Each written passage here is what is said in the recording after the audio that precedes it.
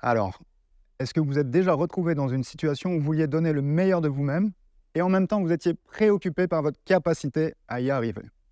Oui, non, prise de parole en public, entretien d'embauche, examen, parfois même donner, partager son avis, dire à quelqu'un «je t'aime», autant de situations qui peuvent générer ce qu'on appelle de l'anxiété de performance. Papillon dans l'estomac, la respiration qui commence à être délicate, autant de symptômes avant-coureurs de cette anxiété de performance. Et lorsque l'anxiété liée à la performance est envahissante, le cortex préfrontal, c'est-à-dire notre cerveau pensant, s'emballe, interfère avec les circuits cérébraux responsables de la routine. C'est-à-dire ce qui est habituellement simple à faire pour nous devient compliqué. On a du mal à penser et à agir avec clarté et lucidité. La réaction de stress physique produite par l'anxiété de performance peut être paralysante, même pour les athlètes les plus chevronnés. En fait, le stress, c'est-à-dire notre système d'alerte, de protection, d'adaptation, peut être enclenché lorsque nous percevons une menace. Et cette menace peut être à la fois réelle, un mammouth, ou émotionnelle, ou imaginaire. C'est-à-dire qu'on imagine ce mammouth. Mais nous, aujourd'hui, nos mammouths, c'est plutôt qu'est-ce qu'on va penser de moi quand je vais prendre la parole en public, par exemple. Et qu'est-ce qui se passe? Il y a une cascade de réactions chimiques qui viennent enclencher le système nerveux autonome, c'est-à-dire notre cerveau reptilien, celui qui est responsable de la réaction de fuite ou combat. Et à ce moment-là, en fait, tous nos systèmes sont gorgés, 1, d'adrénaline et 2, de cortisol. Qu'est-ce qui se passe?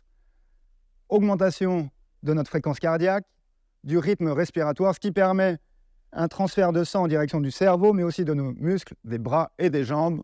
On est prêt pour le combat ou la fuite.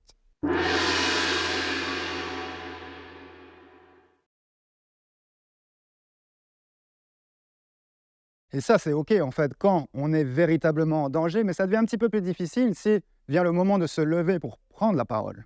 Ici, il faut savoir un petit peu ce qui se passe au niveau du cerveau. Je vous propose de faire un zoom.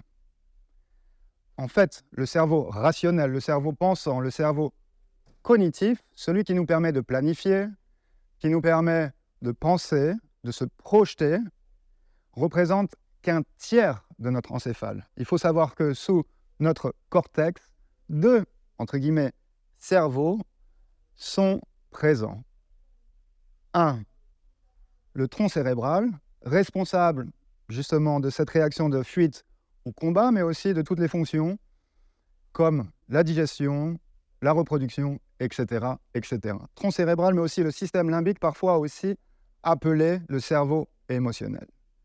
Quand vous et moi, on fait l'épreuve du stress ou l'épreuve d'une émotion un peu intense comme la colère, que se passe-t-il? Ces 3 cerveaux qui d'habitude cohabitent, travaillent de concert, bim, ils se déconnectent.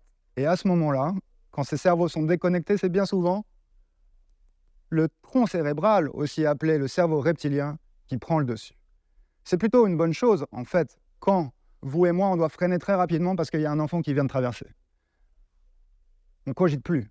Ce qui se passe, c'est que dans ces moments-là, on n'a plus accès à notre cerveau pensant. D'où la difficulté quand on se lève pour prendre la parole en public, c'est comme si notre cerveau était en mode off. En fait, ce que nous apprennent les neuroscientifiques, c'est que la clé est de ramener ces cerveaux qui habituellement cohabitent.